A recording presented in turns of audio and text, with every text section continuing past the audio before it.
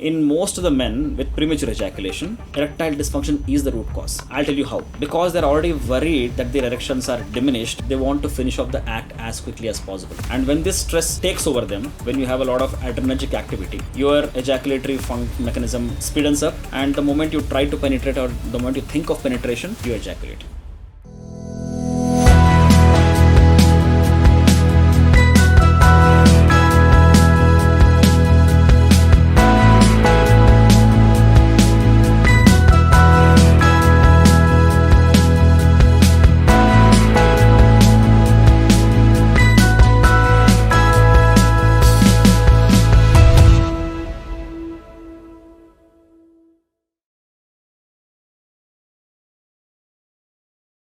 So, Harsha, moving on just quickly, can you tell us a little bit about ejaculatory disturbances? What is it that you see? Because again, the answer lies in lifestyle, and Yes. you know, as you beautifully mentioned, they come to you, you evaluate them, try to find out the reason, do some blood tests, you do probably ultrasound. You can just touch on maybe, you know, when do you advise ultrasound for them, and what are the ejaculatory problems you notice in men which require help? Yes. So, like I said, one of the entities of sexual dysfunction is ejaculatory dysfunction. Okay, and the most common ejaculatory dysfunction is premature ejaculation. Premature is ejaculation sooner than desired. Okay, it could be even before penetration or just after penetration, which is causing a rift in the interpersonal relationships and especially the mindset of the man, because he's not able to perform, so he's upset. Okay, this is the most common problem with which a andrological patient walks into the OPD with. Okay, then you have something called delayed ejaculation. There the person keeps performing but he's not ejaculating. So maybe the ejaculation happens after 20 minutes, 25 minutes. Sometimes he just finishes the act without ejaculating at all. An ejaculation is no ejaculation at all. The patient has never ejaculated. To his memory, he doesn't even remember when he has last ejaculated. So these are the different problems the patient comes with. So in a healthy looking man who is up and around walking and working and all, these are not uncommon problems. And I would say every man is premature at some point in his life. Some men are occasionally premature. Some men are premature with specific partners. Okay. Some men are premature for a while, then they become normal. Okay, and some men's premature ejaculation is accompanied by erectile dysfunction. In fact, in most of the men with premature ejaculation, erectile dysfunction is the root cause. I'll tell you how. Because they're already worried that their erections are diminished, they want to finish off the act as quickly as possible. And when this stress takes over them, when you have a lot of adrenergic activity, okay, your ejaculatory mechanism speeds up, and the moment you try to penetrate or the moment you think of penetration, you ejaculate. Okay, so almost in every man with premature ejaculation, there is an element or there is a component of erectile dysfunction also. It's not necessary, but it is seen mostly. Okay, and then comes the other problem under sexual dysfunction called loss of libido or reduced libido. What is libido? What is libido? The desire to have sex. Okay, see, inherently every human being has a desire to have sex. Okay, that's nature, that's hormone driven. Okay, so when this drive comes down, okay, again we look into the lifestyle or interpersonal relationships and all, but there could also be some intricate factors which have brought down his libido. Okay, that is mostly hormonal. Okay, and let me tell you, none of these factors are seen in isolation. Okay, a person may come down to the OPD saying that, sir, I have ED. And only when we ask how good are your sexual feelings towards your partner or in general, do you get aroused by watching a movie or watching some pics and or thinking about a woman, he says, no sir, these days my libido has come down. Only when you ask, he may reply that yes, even my libido is low. So libido is something which most of the patients are not aware of, because all that they come with is my erections are not good. Right. But holistically, if you look at it, almost every person who comes with one sexual function has another sexual function accompanied. Right. Okay. So, looking at these things, once we look at his lifestyle, other factors, then we do a physical examination, and then we see which kind of a what kind of an investigation that does this patient need. and whether this patient needs any investigation or not. Okay, when it comes to a young couple with a small rift in their family life or in their interpersonal relationship, all that they need is counseling. Right. But when you see that everything is going well, the most common thing which we do is an office sildenafil test. Okay, sildenafil is the most commonly it's known as Viagra. 50 mg or 100 mg. Okay, so we have an environment, a safe and composed environment where a person is asked to take a tablet of sildenafil 50 mg and stay in that room and and sex doesn't happen by itself. Okay, you need to have an audio visual stimulation. So we ask the patient to have some videos in his arousing videos in his phone, preferably with his partner, so that the effect of sildenafil can be seen on him. Okay, so this is the most common thing which we employ.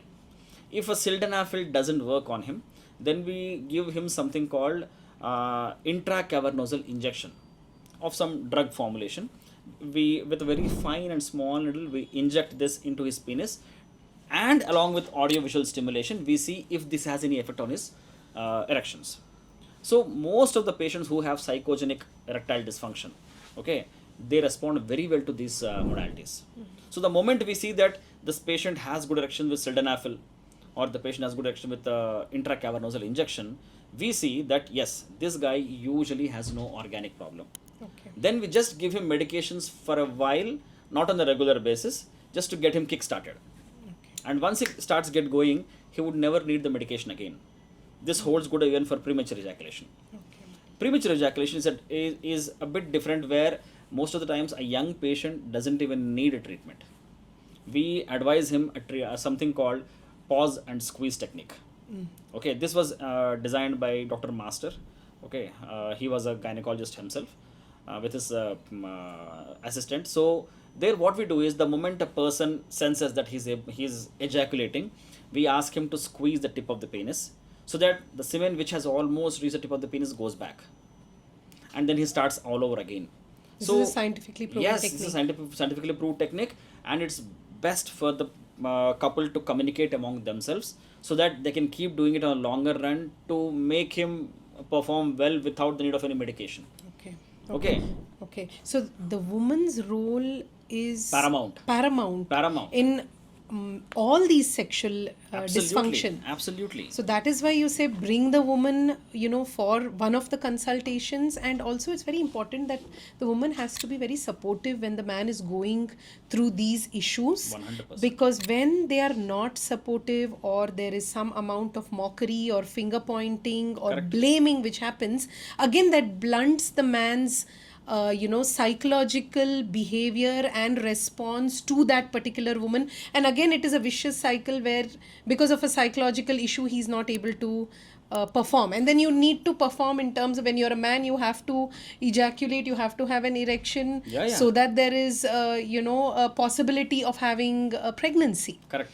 Right. So all this sexual dysfunction is linked to also fertility. And so Yes. a woman has a role to play in supporting the man, going for timely, help to the doctor, helping him manage his lifestyle better. Because again, as I just mentioned, and as you mentioned, that a woman has a role to play, and her support is needed in the man dealing with these issues. 100%. 100%. Unless she's made aware by the clinician himself, okay, we should never let the woman assume that there is a problem with the man. All that this guy needs is just a small reassurance, or a 20-minute counseling session that there is no problem. You can just start going, use a medication for a while, thereafter you may never need it.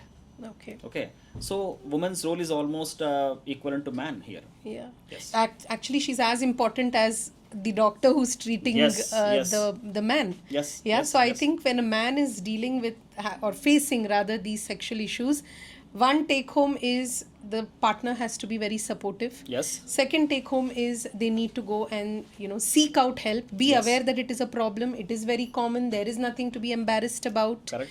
And go seek out help. The doctor is your friend. They're going to counsel you. They're going to try to find out what is the reason. And let them know that this is very important. Sex is not something which you can just ignore. Right. Okay, and let me tell you, there is something called DoorKnob phenomenon in medical practice. What is that? The person actually walks into the OPD, into the consultation room with a problem. he's hesitant to talk about it. He talks about everything around it, but not that. And only when he's assured that yes, I can talk to this doctor, or this is the time I must open up, he leaves and he comes back. Yes. This is particularly applicable to sexual dysfunction.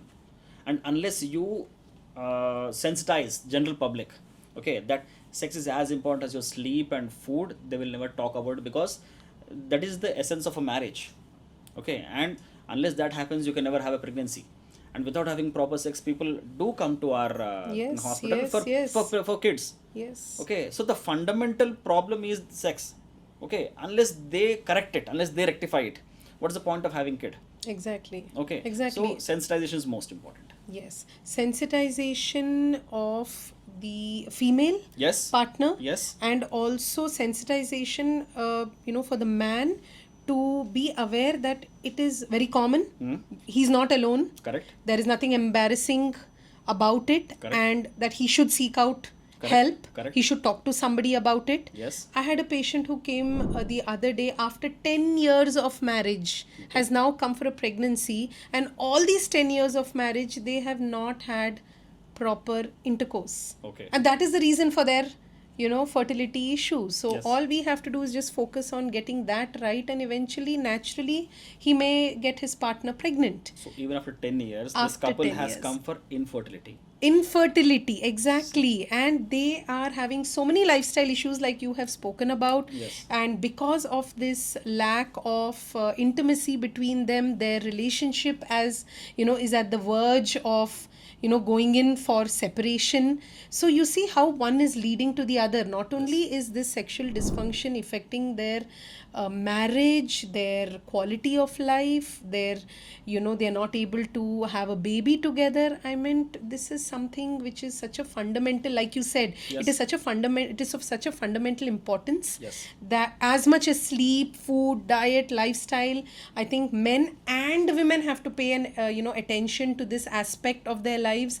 Go and seek help, get the right diagnosis, and get treated. And I think this is the take home which we want to get across to our viewers through this very open and informative discussion, Harsha. Absolutely. Yeah, absolutely. so thank you, Harsha. This was so enlightening, so interesting, and I hope our viewers take back so many messages from this discussion. And please do ask your questions. If anything has not been covered, do put in your comments, and we'll be very, very happy to give you answers, because the whole goal of having this open discussion with two individuals who are dealing with such patients on a regular basis, to medical professionals, is so that we can bring our experience to you and sort of make you more aware of the importance of a man's sexual health. And maybe on another day, on another podcast, we talk about women's sexual dysfunction.